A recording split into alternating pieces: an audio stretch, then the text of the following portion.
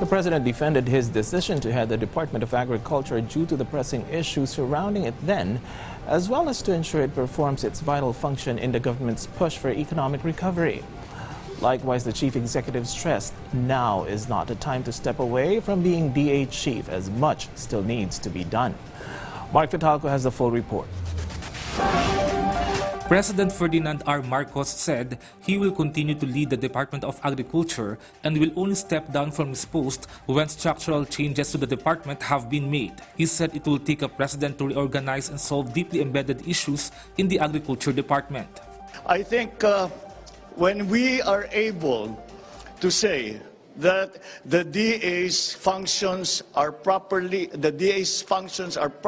institutionalized, and the structural changes that we need to make in the DA have been made, and the appointments in the DA have already been made, then saka ako bibitaw. As to when will he appoint the health secretary, the chief executive said he will only do so if the COVID-19 situation in the country gets back to normal.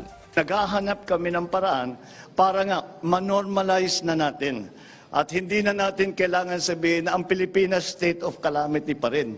Para masabi natin sa ating mga potential investors, pumunta kayo rito sa Pilipinas, maayos na. He also stressed that the public has to get away from the emergency stance of the DOH as the country has to open up businesses. The president said this on the sidelines of his attendance to the 48th Philippine Business Conference held in a hotel in Manila. During his speech, President Marcos recognized the important role of the business community to the country's economic growth. We recognize the fact that our businesses cannot thrive alone. Thus, it is my commitment to foster a sound environment where businesses can flourish and continue to be a driver of our economic growth. He also reiterated his vision of improving the country's business climate and make the Philippines as a top investment destination. With this, the president said the government will continue to harmonize efforts of all investment promotion agencies, government agencies, and local government units. The government will also continue to ease doing business in the country by enhancing digital infrastructure. In addition, the president assured to have an adequate power supply and stabilize electricity costs by developing the country's renewable energy sector. Also, the government will strongly push towards infrastructure development with special emphasis on public-private partnerships in key projects. The chief executive reported that the government have a total of 74 PPP projects in the pipeline with a combined estimated cost of 2.25 trillion pesos. He also assured that he will take necessary steps to strengthen the relationship of businesses with the government, consumers, and the general public.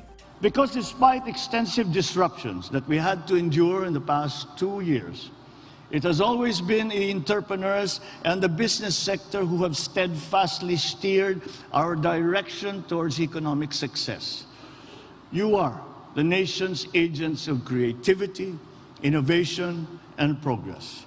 Meanwhile, the president asserted he will not push through with the contract for the purchase of 16 military heavy-lift helicopters from Russia, adding that another helicopter manufacturer from US has already been selected. Mark Vitalco for The Nation.